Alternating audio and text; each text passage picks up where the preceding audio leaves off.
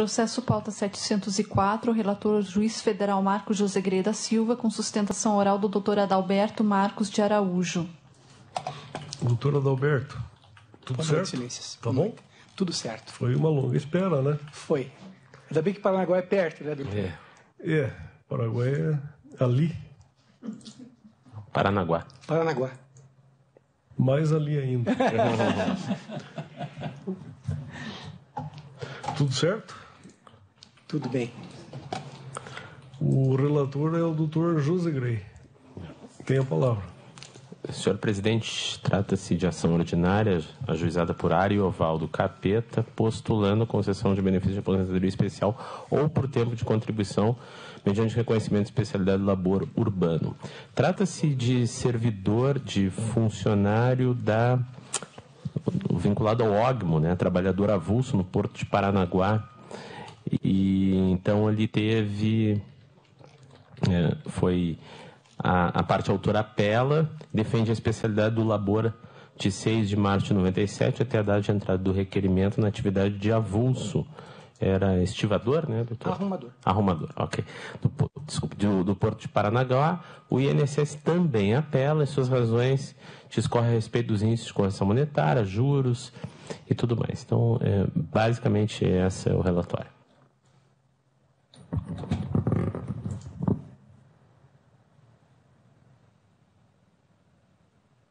Doutor Adalberto, nós teremos que ouvi-lo. Então, renovo o cumprimento, doutor. Fique à vontade. Excelentíssimo senhor presidente, eminentes julgadores, ilustre representante do Ministério Público, senhoras e senhores serventuários, caros colegas, as razões de fato e de direito que nos trazem à tribuna nesta noite, excelências, não obstante não tenham passado despercebidas por vossas excelências, merecem o devido ressalte.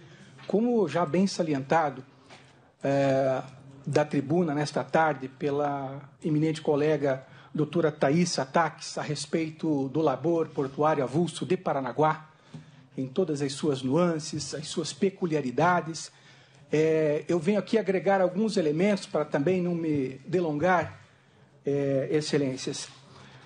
Fato é que na jurisprudência das 3 turmas especializadas desse egrégio tribunal, 5ª e 6ª turma, e na então turma suplementar, era pacífico o entendimento a respeito do enquadramento da atividade especial do trabalhador portuário avulso, notadamente o arrumador e o estivador, com base, excelências, percebam, com base unicamente nos elementos administrativos, quais sejam os laudos técnicos, os formulários comprobatórios da atividade especial, de acordo com o tempo em que foram produzidos, o próprio PPP, ora, muitas vezes agora suscitado como alguma dúvida, algum contraponto em relação à discrepância entre o que nele está apurado e o que está consignado no laudo do OGMO, e, para nossa surpresa, por ocasião da instituição desta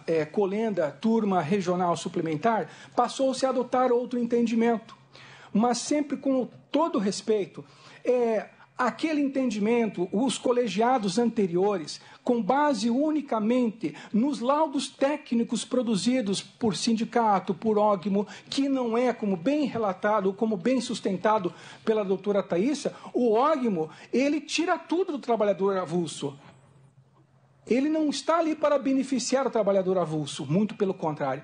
Mas nos surpreendeu a mudança de interpretação jurisprudencial a partir da turma suplementar regional, porque, além daqueles documentos, foram encartados uma série de outros elementos no sentido de atestar a habitualidade e, sim, a permanência da exposição insalutífera, de mesmo modo, laudos judiciais, excelências, e aí impossível deixar de mencionar a súmula 198 do extinto Tribunal Federal de Recursos, pois, puxa vida, quando o segurado logra, não sem muito trabalho, produzir uma prova tão robusta, tão incontestável como esses laudos judiciais, a demonstrar a natureza penosa, perigosa e insalubre da sua atividade, E aí, por uma interpretação, sem deslustro do entendimento de Vossas Excelências ou de um ou de outro julgado,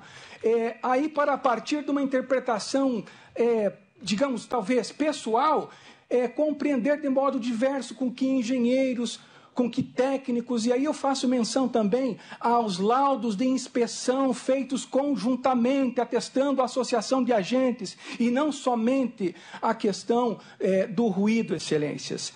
Demais disso, e a partir do conhecimento dessa possível nova orientação jurisprudencial, é que a parte zelou em encartar agora em sede, na véspera desta sustentação, alguns novos documentos, por exemplo, sentença arbitral de 2009 do Sindicato dos Operadores Portuários e do Sindicato de Trabalhadores Avulsos, lá de Paranaguá, reconhecendo o direito ao adicional de risco.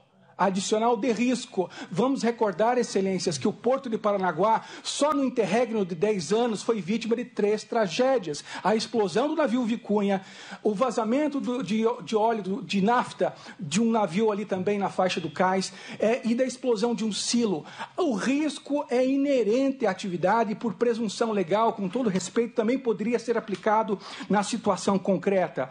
Demais disso, documentos técnicos extraídos dos autos tais de Joel Nascimento contra o INSS, que estamos pedindo sejam acolhidos como prova emprestada, obviamente abrindo vistas ao INSS. Um laudo técnico pericial de 2008 do OGMO, atestando de 87 a 92 decibéis os níveis, e atestando mais que isso era de modo contínuo, e no PPP dizendo que era de modo habitual e permanente esta exposição insalutífera. Mais, laudo de inspeção, como referido, um estudo sobre as doenças respiratórias, como também referido pela doutora Thaís em sua sustentação, laudo judicial de 2014, onde se confirmou a ambiência insalubre, Excelências. Um outro laudo de 2007, laudo judicial, que muito embora se reporte a escalador do OGMO e fiscal do OGMO, ele era realizado no mesmo ambiente dos arrumadores do Porto de Paranaguá. Saliento também nesta última manifestação, nesse petitório da véspera desta sessão, Excelências, que o tema 222 de repercussão geral do STF reconheceu a extensão do adicional de risco portuário ao trabalhador portuário avulso. Dizer, os trabalhadores do Porto Organizado de Paranaguá, todos eles recebem o adicional de risco pelo risco anteriormente referido. E os trabalhadores portuários avulsos foram até o STF reivindicar o mesmo adicional porque trabalham no mesmo ambiente. Então, Excelências, a gente também arrola alguns precedentes jurisprudenciais, precedente muito bem relatado pelo ministro Celso Kipper em situação análoga envolvendo o arrumador do Porto de Paranaguá, muito elucidativo. Na peça recursal, em nosso apelo, nós também mencionamos um julgado excepcional da lavra da doutora Leda Oliveira Pinho, então juíza da turma recursal do Paraná, em que ela faz um apanhado a respeito da impossibilidade de fazer uma média aritmética simples e que, como o trabalhador avulso trabalha em fainas distintas, ele responde a um rodízio, a um sorteio de fainas, ele não tem como saber se ele vai para um navio tal, se ele vai para uma outra faina, se ele vai ser submetido a tais e tais, mas pode ser que em todo aquele período ele fique exposto a tais agentes. Mas na associação de agentes, ou seja, por esses critérios de pico, também defendidos em sede regional. Os critérios de pico, a apuração pelos critérios de pico. Se o trabalhador ficar submetido em todas as fainas durante todo o mês, e ninguém pode dizer que não, a níveis de exposição de 92 decibéis, e vamos aqui recordar, Excelências, que o organismo humano, ele difere de uma pessoa para outra. De repente, 85 decibéis pode ser suportável para um indivíduo, e 80 pode não ser para outro. Então, tem todas essas peculiaridades que os técnicos, os cientistas, muitos sopesam em situações análogas, Excelências. Demais disso, não tem sequer a comprovação do uso do EPI. Não há comprovação do uso do EPI. Então, Excelências, a eventual discrepância entre o PPP elaborado a partir de 2004, onde demonstra ali, e é absolutamente incongruente. Eles citam ali níveis de 86 decibéis, ou um pouco menos, daqui a pouco 89, mas diferem do próprio laudo técnico produzido pelo OGMO. Ele se contradiz. Então, sempre com o máximo respeito, tem que ser feita uma interpretação mais consentânea com o princípio da proteção, que deve reger a interpretação, a exegese em matéria previdenciária, porque não é razoável, não é proporcional acreditar que todos os técnicos, todos os engenheiros do trabalho, todo o próprio pessoal do INSS que corrobora a existência da associação de agentes naquele ambiente de trabalho. Não foi o INSS fez parte dessa inspeção e ele concordou, ele corroborou. Então não é razoável, não é proporcional que se adote uma interpretação diversa. Vamos recordar aqui também, a respeito da habitualidade e permanência, o artigo 65 do Regulamento da Previdência Social. Estes elementos insalubres e perigosos são indissociáveis da atividade. São indissociáveis. Então, a habitualidade e permanência também tem que ser feita através de uma leitura do artigo 65, que entrou em vigor a partir de 2004, na sua nova redação. Então, excelências, pedindo vênia para eventual entendimento diverso e também escusas por talvez um excesso de veemência da minha parte, mas realmente eu fico, como profissional do direito, como especialista em direito previdenciário e também em direito público, atuando, militando na área já há bastante tempo, excelência, eu fico também pensando como é que eu vou explicar, porque lá esse trabalho é interno, são trios de trabalhadores.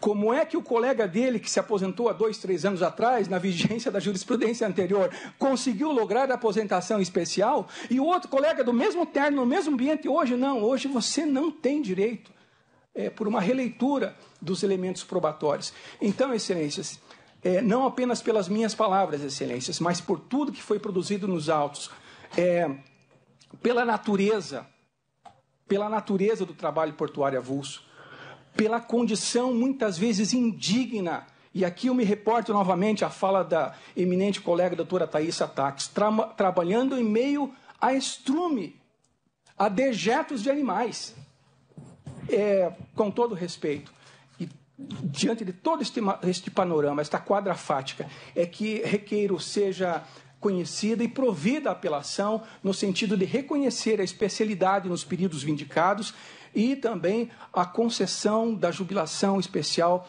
por ser medida de inteira justiça, e eu agradeço a oportunidade. Obrigado, doutor. Eminente relator. Excelência, uma questão de ordem. Eu não sei se o advogado concordaria com isso, mas nós temos a posição do relator que está votando por dar provimento à apelação do INSS e a remessa do benefício e negar provimento à apelação da parte autora, na linha do voto que Vossa Excelência acompanhou. E eu estou me propondo a pedir vista da mesma forma. Não sei se Vossa Excelência dispensaria a leitura de voto do relator, porque penso que... Justamente, inclusive, o meu voto, até por coerência, o que eu fiz com a doutora, a defensora, no caso anterior, veio no mesmo sentido. Ou seja, não reconhecendo e dando provimento à remessa de ofício, não reconhecendo os períodos, boa parte dos períodos pelo ruído e também não reconhecendo pelos demais fatores. Mas, efetivamente, eu não poderia votar diferente, até porque já votei de outra forma, e o desembargador pediu vista à situação. E eu aguardaria. O eminente relator reconhece a especialidade num período de menor, abril de 95 a março de 97. Uhum. E... o ponto é se Vossa Excelência precisa não da leitura do voto. Não, eu dispenso a leitura. Mais 91 a 94, 95 a 97, tal. Com um acréscimo de 8 meses e 27 dias. Então, o eminente relator apronta e disponibiliza o voto. O desembargador Márcio pede vista, eu aguardo. Perfeito, excelência, eu agradeço. Oportunamente. Agradeço a oportunidade e quero aqui manifestar a minha satisfação em reencontrar o Dr. José Grey, o Dr. Sérgio Arinharte e também a Vossas Excelências. É sempre uma satisfação reencontrá-los. Muito bom trabalho. Doutor. Então, um bom retorno para Paranaguá e até uma próxima oportunidade. Eu havia entendido o Paraguai, mas tá. É bem mais perto. É logo ali também.